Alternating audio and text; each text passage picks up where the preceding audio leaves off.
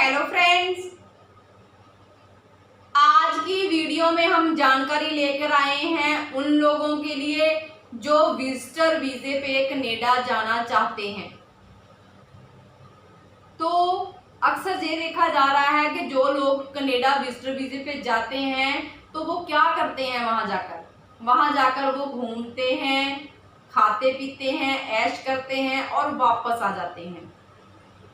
लेकिन उनको विजिटर वीजे पे कनाडा जाने का मौका मिला है तो वहां जाकर उनको क्या करना चाहिए, उसके बारे में डिटेल में आपको जानकारी देने जा रही हूँ। वीडियो में बहुत ही अच्छी इंफॉर्मेशन है, वीडियो को शुरू से लेकर एंड तक जरूर देखिए। आप वहां पर जाकर क्या क्या कर सकते हो। अगर आप इंडिया में बिजनेस से रिलेटेड हो, कोई बिजनेस कैटेगरी से रिलेटेड हो, तो आपको वहां जाकर देखना चाहिए कि कनाडा में अगर आपने बिजनेस स्टार्ट करना है तो आप कैसे वहां बिजनेस स्टार्ट कर सकते हो। बिजनेस स्टार्ट करने के लिए आपको कितना पैसा चाहिए, कैसे आप वहां बिजनेस की सेटलमेंट कर सकते हो, कैसे आप अपने लड़के या लड़की के द्वारा अपने बिजनेस को कंट्रोल कर सकते हो। तो ये सब कुछ आप कनाडा पहुंच तो चुके ही हो, तो वहां जाकर ये सब कुछ देखना आपका फर्ज बनता है ताकि आप इजीली वहां बिजनेस स्टार्ट कर सको। इंडिया और कनाडा के बैंक के वर्किंग में भी बहुत ज्यादा अंतर है, वो भी आपको देखना चाहिए कि इंडिया का बैंक का काम कैसे चलता है और कनाडा के बैंकों में काम कैसे चलाया जा रहा है। क्योंकि ये पता होना चाहिए आपको कि कनाडा में कितने घंटे बैंकों में काम होता है और कौन कौन से दिन बैंक खुलते हैं, तो ये जानकारी आपको लेना चाहिए।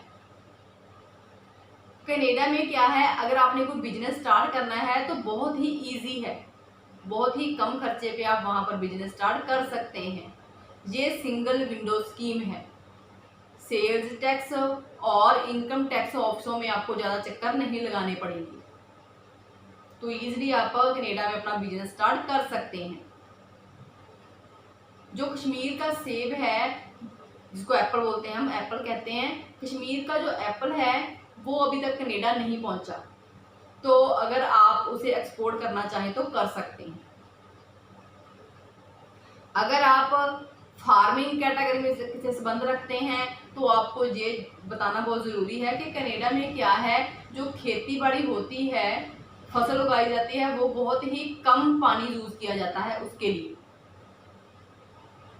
वहां पर खेतों में अगर बारिश करनी है तो उसके लिए मशीनें मिलती हैं जो बहुत ही सस्ते रेट में मिल जाती हैं।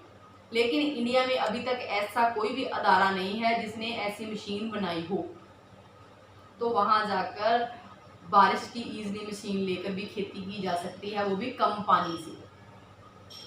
और कनाडा में क्या है, अगर किसी ने ट्रैक्टर खरीदना है तो ये नहीं होता कि एक पर्सन ने एक ट्रैक्टर ले लिया तो दूसरा पर्सन सोचता है कि उसका छोटा है तो मैं बड़ा ट्रैक्टर लूंगा। ऐसी बात नहीं है।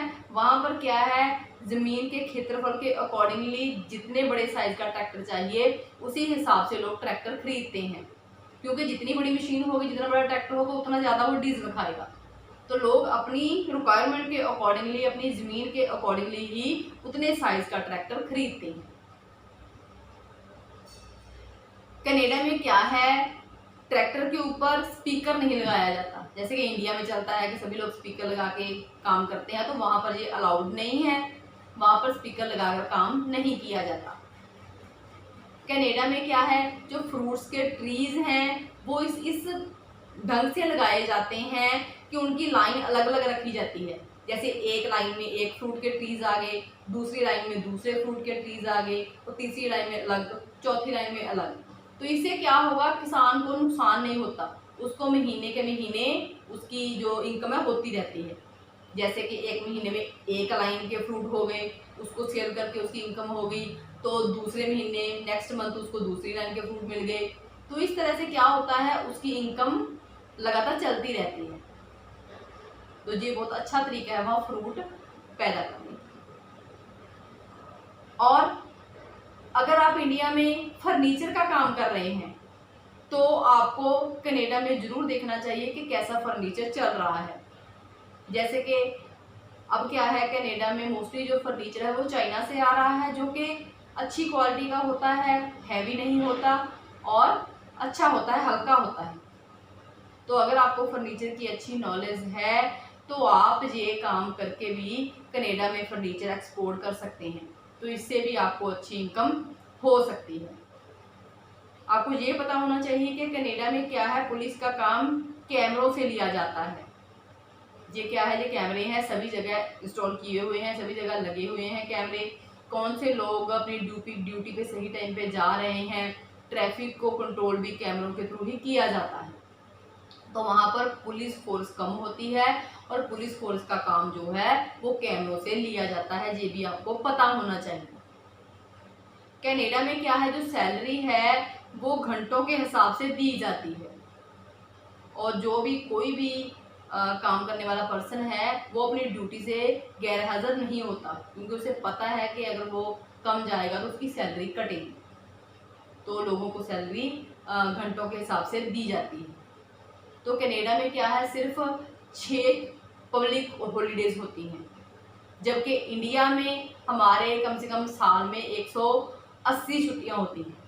तो इन बातों का भी आपको पता होना चाहिए। तो अगर आप कनाडा में आते हो तो वहाँ पर आपको मेहनत करनी पड़ेगी और आपका सैलरी पैकेज भी अच्छा होगा। तो ये सारी बातों का पता करना आपके लिए ज़रूरी है अगर आप फ्यूचर में कनाडा में बिजनेस करने के लिए आना चाहते हैं या कनाडा में आकर सेटल होना चाहते हैं।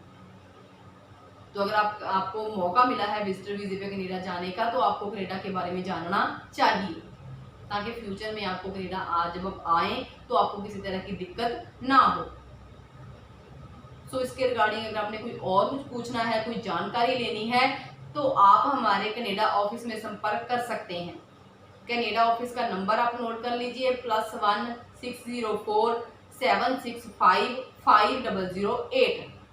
इस नंबर के ऊपर आप कनाडा दिन के टाइम संडे को सुबह 9 बजे से शाम के 4 बजे तक बात कर सकते हैं। ये जो फैसिलिटी है ना आपके लिए बिल्कुल फ्री है, आपको फ्री में सारी जानकारी दी जाएगी। तो इस मौके का ज़्यादा फायदा उठाइए और जो कुछ भी आप कनाडा के बारे में पूछना चाहते हैं, वीज़े के रिगार्डिंग में पूछना चाहते हैं तो आप पूछ सकते हैं।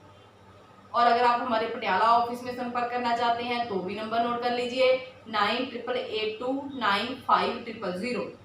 इस नंबर के ऊपर भी आप वर्किंग डेज में बात कर सकते हैं, क्योंकि हम आपकी हेल्प करना चाहते हैं और आप सही रास्ता अपनाकर कनाडा पहुंच सकें। और नई नई वीडियोस देखने के लिए चैनल को सब्सक्राइब ज़रूर करें और वीडियो को लाइक और शेयर करें। Thank you.